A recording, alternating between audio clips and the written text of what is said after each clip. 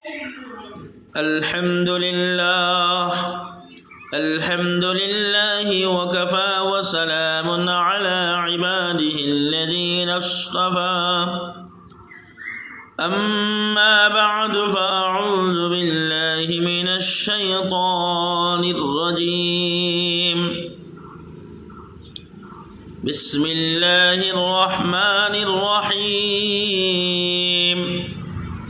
الرحمن علم القرآن خلق الإنسان علمه البيان وقال النبي صلى الله عليه وسلم خيركم من تعلم القرآن وعلمه আল্লাহ পাক রব্বুল আলামিনের অশেষ দয়া যে আজকে আপনার সম্মুখে আজকে আমি আলোচনা করতে চাই আর যে কোরআন নিয়ে কোরআন শরীফের মধ্যে আল্লাহ রাব্বুল আলামিন কোরআন শরীফের মধ্যে কোরআন সম্পর্কে কী কথা উল্লেখ করেছেন, কী কথা বলছেন, আল্লাহ রাব্বুল আলামিন কোরআন সম্পর্কে কি আমাদেরকে মেসেজ দিয়েছেন তা কিছু যদি উপস্থাপন করি তাহলে আমি মনে করি ভালো হবে। আমার শ্রোতাবৃন্দ যারা আমার কথা শুনবা, আমার দর্শকবৃন্দ যারা আমার কথা শুনবা, কিছু লক্ষ্য করবা, খেয়াল করবা। দেখো আল্লাহ রাব্বুল আলামিনে আমরা এত বড় ইহসান, এত বড় মায়া করছেন, দয়া করছেন যে আল্লাহ রাব্বুল আলামিনে আমরা মুসলমান ব্যক্তির ঘরে জন্ম দান করছেন। এর চেয়ে বড় ইহসান, এর চেয়ে বড় আর কিছু হতে পারে না। যদি আজকে মুসলমানের ঘরে জন্ম না হতাম তাহলে মরার পরে আজকে আমরা শ্মশানের মধ্যে নেওয়া হলে আর জ্বালাইয়া দেওয়া হলে আজকে মুসলমানের ঘরে জন্ম নেওয়ার কারণে আজকে আমরা মৃত্যুবরণ করার পরে কবরের মধ্যে বড় সুন্দরভাবে দাফন করা হয়। যাই হোক, প্রথম ইহসান হলো ওটা যে আল্লাহ রাব্বুল আলামিন আমরা মুসলমান বানাইছেন। 2 নম্বর কথা হলো মুসলমান ব্যক্তির ঘরে জন্ম দান করছেন। আমাদের মা বাবা মুসলমান থাকার কারণে আজকে আমরা মুসলমানের ঘরে জন্ম নিতে পারলাম, 2 নম্বর। 3 নম্বর হলো ইহসান এটাই যে আমরা ইসলাম ধর্ম পাইলাম। মুসলমানের ঘরে জন্ম যদি হতো না তাহলে ইসলাম ধর্ম শান্তিপূর্ণ ধর্ম, আল্লাহর কাছে প্রিয় ধর্ম, এর চেয়ে বড় ধর্ম আর কিছু হতে পারে না। ইন্নাদ-দীনা ইনদাল্লাহিল ইসলাম, শান্তিপূর্ণ ধর্ম, আল্লাহর কাছে মনোনীত ধর্ম, প্রিয় ধর্ম হচ্ছে ইসলাম ধর্ম। এই ইসলাম ধর্ম আমরা পাইলাম আর ইসলাম ধর্ম অনুসারী হতে পারলাম, ইসলাম ধর্মর অন্তর্ভুক্ত হতে পারলাম, ইসলাম ধর্মর অনুসারী হতে পারলাম। 3 নম্বর কথা হলো শেষ নবী, আখরি নবী জনাবি মুহাম্মদ মুস্তাফা সাল্লাল্লাহু আলাইহি সাল্লামের উম্মত হতে পারলাম, শেষ নবীরেও পাইলাম। শেষ নবীর উপরে যে কিতাবটা অবতীর্ণ হয়েছে সেই কিতাব হল কোরআন শরীফও পাইলাম। এর চেয়ে বড় ইহসান, এর চেয়ে বড় দয়ার হতে পারে না। আখরি নবীজি মুহাম্মদ সাল্লাল্লাহু আলাইহি সাল্লামের উম্মত মানতে পারলাম, এই উম্মতের মধ্যে শামিল হতে পারলাম। আল্লাহ আমরা শামিল হইবার তৌফিক দান করতা, আমরা আল্লাহ রাব্বুল আলামিন এর মধ্যে ইস্তেকামত সাবিত কদম রাখতা। এটাই বড় ইহসান, এটাই বড় আমাদের বড় ইহসান এবং বড় মায়া করছেন আল্লাহ রাব্বুল আলামিন। শেষ নবীর উম্মত বানাইছেন। শেষ নবী হওয়ার কারণে, শেষ নবীর উম্মত হওয়ার কারণে আমরা সর্বশ্রেষ্ঠ কিতাব, সবচেয়ে বড় নিয়ামত হচ্ছে আল কোরআন। ওই কোরআন শরীফ আমরা পাইলাম কার পক্ষ থেকে? আল্লাহর পক্ষ থেকে। আল্লাহ রাব্বুল আলামিন নবীজির মাধ্যমে আমরা কোরআন দান করছেন। আমরা নবীজির মাধ্যমে নবীজির উম্মত হওয়ার কারণে সবচেয়ে বড় নিয়ামত এই পৃথিবীর মধ্যে যত নিয়ামত, যত আল্লাহ অনুগ্রহ করছেন, দয়া করছেন, মায়া করছেন, এর চেয়ে বেহতর অনুগ্রহ হলো আল্লাহর কোরআন, আল্লাহর কিতাব, আল্লাহর যে নাজিল করেছেন যে পুস্তক, সেইটা হলো আল কোরআনুল কারীম। সুতরাং আল্লাহ রাব্বুল আলামিন বলেন আমি কোরআন শিক্ষা দিয়েছি। আর রহমান আল্লামাল কোরআন, আমি রহমান দয়ালু মেহেরবান পরম করুণাময় রব্বুল আলামিন কোরআন শিক্ষা দিলাম। খালাকাল ইনসান, মানুষ সৃষ্টি করেছি আমি। আল্লামাহুল বায়ান, এবং মানুষদেরকে কথা বলার ভাব ভঙ্গির দিকে শিখাইলাম, কথা বলার ভাষাও শিখাইলাম। বিভিন্ন ভাষায় মানুষদের বিভক্ত করলাম, বিভিন্ন ভাষা দিলাম, মানুষের ভাষা বুঝবার শক্তিও দিলাম। আল্লামাহুল বায়ান, বায়ান শিক্ষা দিলা আল্লাহ রাব্বুল আলামিনে। এরপরে আমার প্রশ্ন আসতে পারে এমন যে এই যে কিতাব দিলা এই কিতাবের মধ্যে কোনো ভুল ত্রুটি আসেনি, সন্দেহ আসেনি? আল্লাহ পাক রব্বুল আলামিন বলেন যালিকাল কিতাবুল লা রাইবা ফীহি, এই সেই কিতাব যার মধ্যে কোনো সন্দেহ নাই, এমনকি ভুল নাই, এমনকি সন্দেহ নাই। তাহলে বুঝলাম এই কিতাব নিঃসন্দেহে আমরা তিলাওয়াত করতাম, যার মধ্যে কোনো ভুল নাই, সন্দেহ করার কোনো অবকাশ নাই, ভুল নাই। হুদাল লিল মুত্তাকিন, আর মুত্তাকিন ফরহেজগারদের জন্য হেদায়েত রয়েছে এই কিতাবের মধ্যে। এরপরে আল্লাহ রাব্বুল আলামিন বলেন আমি এই কোরআন শরীফ অবতীর্ণ করলাম, ইন্না নাহনু নাযালনা যিকরা ওয়া ইন্না লাহু লাহাফিজুন। মহান আল্লাহ রাব্বুল আলামিন ওই কোরআন শরীফ অবতীর্ণ করেছেন, এর সংরক্ষণের দায়িত্ব আল্লাহ পাক রব্বুল আলামিন নিয়ে নেবেন। এই কোরআন আল্লাহ রাব্বুল আলামিন আমরা বোঝার জন্য আরবি ভাষায় নাযিল করেছেন, ইন্না আনজালনাহু কুরআনান আরাবিয়্যান লাআল্লাকুম তাকিলুন। আল্লাহ রাব্বুল আলামিন বলেন আমি এই কোরআন আরবি ভাষায় তোমাদের উপর নাযিল করলাম যাতে করে তোমরা বুঝতে পারো। এমন কিতাব আল্লাহ রাব্বুল আলামিন দান করেছেন যা ওযু ছাড়া স্পর্শ করা যায় না, লা ইয়ামাসসুহু ইল্লাল মুতাহহারুন। আল্লাহ পাক বলেন অপবিত্র অবস্থায় এই কোরআনুল কারীম স্পর্শ করিও না, পবিত্র অবস্থায় স্পর্শ করো। আল্লাহর কোরআন আরম্ভ করতে শয়তান খাস্তি বাহানা চাইতে লাগবে। আল্লাহ বলেন ফাইযা ক্বরাআতাল কুরআনা ফাসতাইয বিল্লাহি মিনাশ শাইতানির রাজিম। আল্লাহ পাক রব্বুল আলামিন বলেন যখন আমার কিতাব যখন আরম্ভ করবা তখন আল্লাহ পাক রব্বুল আলামিন বলেন বিতাড়িত শয়তান মরদুদ থেকে আমার কাছে আশ্রয় নিয়ে যাও। এমনকি কোরআন যদি শুনি এবং যদি নীরবে শুনি এবং যদি আল্লাহ পাক রব্বুল আলামিন কোরআন যখন তিলাওয়াত করা হয় যদি তোমরা শুনো তাহলে আল্লাহর পক্ষ থেকে রহমত অবতীর্ণ হয়। ফাইযা ক্বরাআতাল কুরআন ফাসতামিউ লাহু ওয়া আনসিতু লাআল্লাকুম তুরহামুন। আল্লাহ পাক বলেন যখন কোরআন তিলাওয়াত করা হয় পড়া হয় তখন তোমরা কি করো? চুপ থাকো আর নীরবে বসে শুনো। লাআল্লাকুম তুরহামুন, আশা করা যায় আল্লাহর পক্ষ থেকে তোমাদের উপরে রহমত অবতীর্ণ হতে থাকবে। এবং ওই কিতাব আল্লাহর পক্ষ থেকে এসেছেন। আল্লাহ পাক রব্বুল আলামিন বলেন কদ জাআকুম মিনাল্লাহি নূরুন ওয়া কিতাবুম মুবিন। আল্লাহ পাক রব্বুল আলামিন বলেন আমার পক্ষ থেকে এসেছেন এই কিতাব।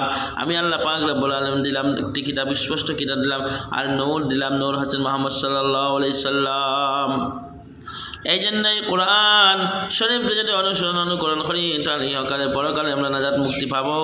আল্লাহ পাক আল্লাহর হাবিব বলেন তারাকতু ফীকুম আমরাইন লান তাদিল্লু মা তামাসসাকতুম বিহিমা কিতাবুল্লাহ ওয়া সুন্নাতু রাসূলি। আল্লাহর নবী বলেন আমি এই দুনিয়া থেকে বিদায় নেব, কিন্তু তোমাদের সামনে দুইটি জিনিস রেখে যাই আর সারিয়ে যাই, আর দুই জিনিস যদি তোমরা মজবুতভাবে ধরো তাহলে কখনো কোনো সময় পথভ্রষ্ট হইতে না, গুমরাহ হইতে ধ্বংস হইতে না। কিতাবুল্লাহ এক নম্বর হলো আল্লাহর কিতাব, ওয়া সুন্নাতু রাসূলি দুই নম্বর হলো আল্লাহর নবীর সুন্নাত, আল্লাহর নবীর আদর্শ। তাহলে কোনোদিন পথভ্রষ্ট গুমরাহ হতো না। এই জন্য আল্লাহ পাক রব্বুল আলামিন বলেন ওয়াতাসিমু বিহাবলিল্লাহি জামিআন ওয়া লা তাফাররাকু। আল্লাহ বলেন আমার রশিকে সব এক হয়ে মজবুত হয়ে পাকড়ো ধরো। আল্লাহ পাক বলেন তাহলে কখনো তোমরা বিচ্ছিন্ন হইতে না, বিচ্ছিন্ন হয়ে যায় না, সব মজবুত হয়ে হাবলুল্লাহ আল্লাহ রশিদে মজবুত ভাবে ধরো। হাবলুল্লাহ মুরাদ কোরআন, এই কোরআন দিয়ে মজবুত হয়ে ধরো, সব মিলিয়া সব এক হয়ে, তাহলে ওয়ালা তাফাররাকু বিচ্ছিন্ন হয়ে যায় না। এই এখন প্রশ্ন আসতে পারে এই কোরআন কি জন্য নাজিল করা হয়েছে? আল্লাহ পাক রব্বুল আলামিন বলেন আলিফ লাম রা কিতাবুন আনজালনাহু ইলাইকা লিতুখরিজান নাসা মিনাজ যুলুমাতি ইলান নূর।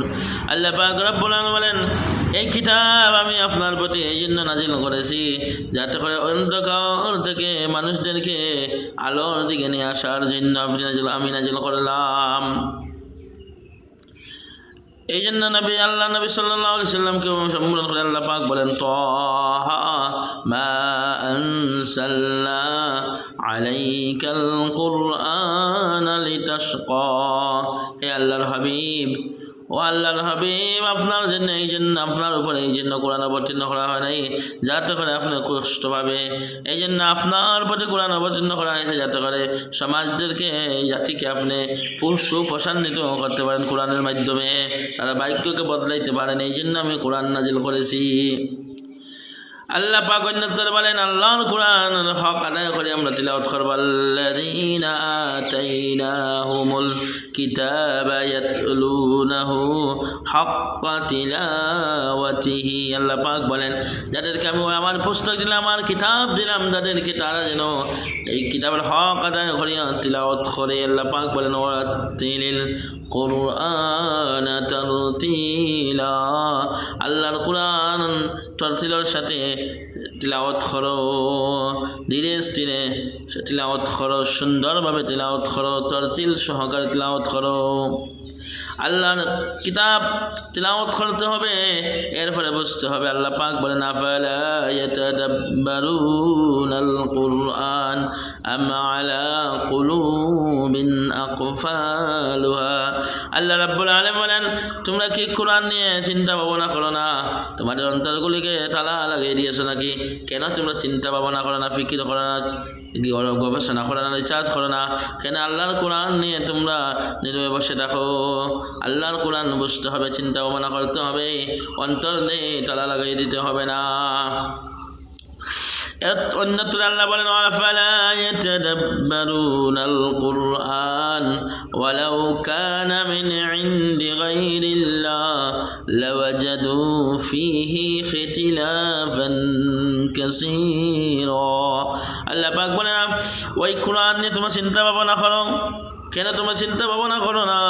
অথচ আল্লাহ পাক বলেন ওই কোরআন আমি ব্যতীত অন্য কারো কাছ থেকে যদি আসতো তাহলে ওই কোরআনের মধ্যে লাওয়াজাদু ফীহি ইখতিলাফান কাসীরা, অসংখ্য গরমিল তার মধ্যে পাওয়া যেত।